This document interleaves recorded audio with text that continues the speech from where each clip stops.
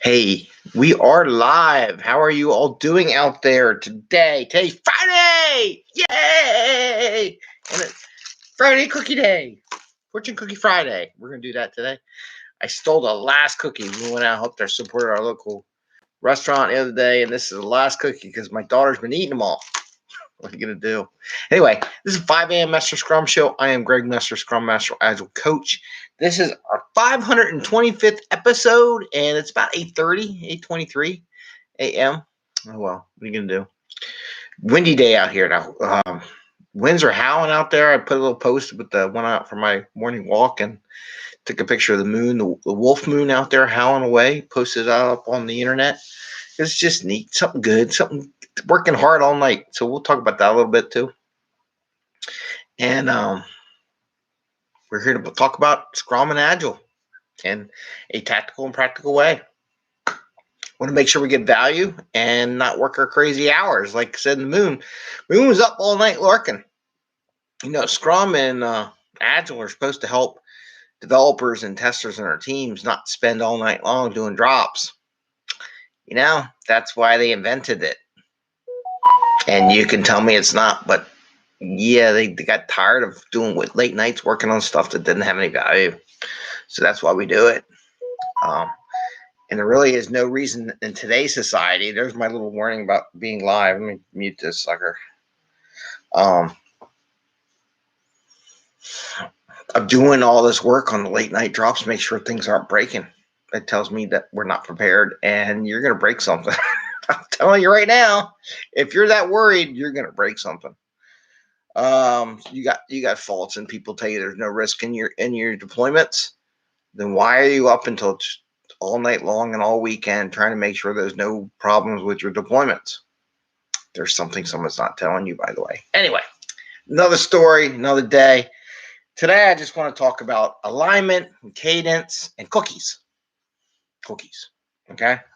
Not Girl Scout cookies, though. I just had hundreds of Girl Scout cookies, but within hours they're gone.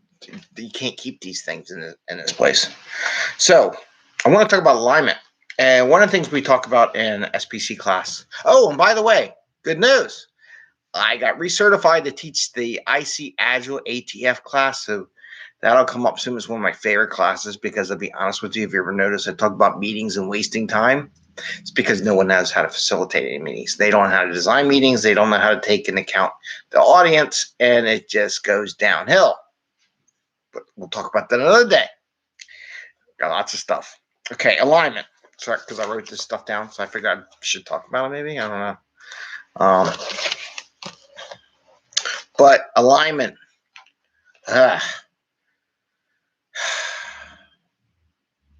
So nice thing about cadence and planning stuff out. Not that the plans are going to stay intact, but having a plan, kind of where everybody wants to go, what they want to head. Having a cadence. We'll talk about that in a second. It allows you to be able to react to surprises. Okay, surprises always happen, and they're going to happen. And the question is, are you able to adjust? Without having a good alignment with your coworkers and other teams in your organization, you have no ability to adjust. And this is what I see a lot of organizations having problems. And if we hear a big trash truck outside, because trash trucks come by. Without alignment, this is what I see in organizations. When organizations are not aligned, they're not in cadence, they don't have a plan what they're doing, what you're going to see is they're going to spend half their time trying to figure out what the hell they just did and where they're at. So rather than addressing the issue that's critically having them to go do something in these surprises, they're spending half their time, well, where are we at in our process and what did we load up? Because I don't know. I don't know what we got up there, and we need to figure that out before we go fix something. So by not being in alignment in what you're doing, you're not able to. That's the loudest trash truck ever. They're really working hard. I don't know what they're doing. Trash is blowing all across the state. But oh my God, I don't know if you can hear that, but I can hear it. It's like the squeakiest trash truck I've ever heard, and we're live, so it's just like happening. It's annoying me. I don't know if you guys hear it. Anyway, go back to what we're doing. Hopefully we can make it through. But there's less time to do the job that you really want to do. And the other thing I want to say, alignment. A lot of these people think, oh, we're aligned because we have the cadence. All our sprints are aligned. Now, I will say I'm a big proponent. It depends on what you're doing. If the teams are working on the same thing, having alignment and cadence works well. If your teams are totally not working on the same thing, not as much a big deal. But if you've got multiple teams working on one thing to deliver to the world together, cadence is very important. However, cadence is not necessarily equal to alignment. Oh, that's a good one. So cadence not equal to alignment. It should be what it says. Why do I say that? Alignment is also on scope. Alignment is the transparency in what everybody's doing. Alignment is all that other stuff that goes along with it. So not only are you timing your time box the same, but your alignment is posted in a visual way where everybody can see it. What is our goal for this sprint? What's our objectives? What are we doing? And everyone can see it so they can be visually and mentally in line with what everybody else is doing. If one team's goal is somewhere way over here and one other team's goal is way over here, like, I'm going to work on this function. Yeah, but we're working on this function. We need each other's stuff. Then you're not aligned, right? So there's more to alignment than just making cadences. And I just want to say that because I'm going to tell you a lot of Agile accountants out there that don't know what they're doing. They say, or consultants come in and say, oh, well, we're aligned now because our cadences was the same. I'm like, yeah, but you're not working on the same stuff, man. It's amazing what they come up with. Anyway, it's Friday. Shouldn't be so serious. But I do say, watch the alignment thing. And it's not just about cadence. It's not about sprint planning.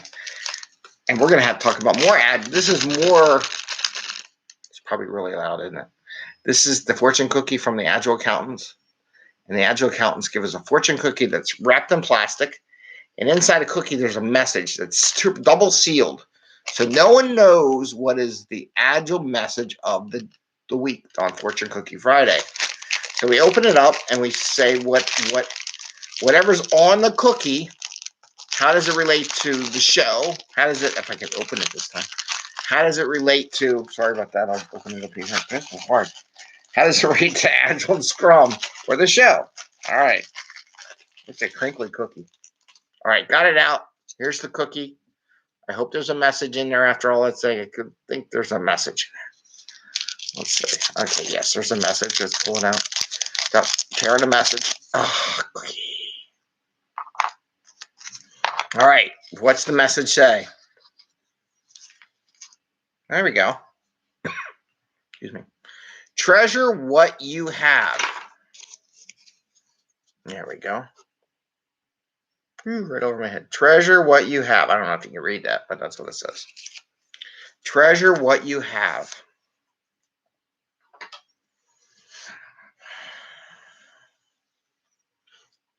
Okay. So I got one from last night. So in my ATF class, we talk about circles in soup, where we draw a little circle. I have my whiteboard. Lost my whiteboard. Oh, it's got cookie stuff on it. Sorry, I can't use whiteboard. A lot of organizations, when they do retrospectives, right, or like a lot of issues, they want to blame everybody else on the planet with what's going on with their system, why things aren't working, why they can't test, why they can't do something, can't do that, can't do this, can't do that, because of somebody else. Treasure what you have. Look at what you have as a team, what you can do as a team, and optimize that. If you can't get something outside because it's just not there or it's not connected yet, build a stub. Build a replica of what is simulated outside and make sure that you can test what you have inside. Your unit tests, right? So your unit tests are basically treasuring what you have, what you can do. So I would say from an Agile perspective, just try to get as much done and own it in a self-organized way to solve the problem as much as possible, that you can verify what you're giving is what was said. Whether or not somebody else drops the ball out there, or maybe there's no communication between the two. That's a different story. But at least what you do and what you deliver is what you said it is. So treasure what you have. Treasure the skills of your team and your ability to test and verify what you have without being dependent upon other teams. And that also goes to technical debt, by the way. So that does relate to technical debt. Anyway, so what we got for today. I want to wish you a happy Friday, happy scrumming, happy health, healthy day and weekend, and we will be back tomorrow. I don't know if they're going to launch a rocket today. And like I said, I got happy news, going to teach the ATF class again, doing virtually. I had to get recertified. I got to recertify for all my classes for teaching virtual. So it'll be coming soon. All right. For those who want it, if you don't want it, you can just listen to the show and learn a lot about facilitation, but you can get a cert too if you like. So yeah, have a great Friday. Enjoy and bye.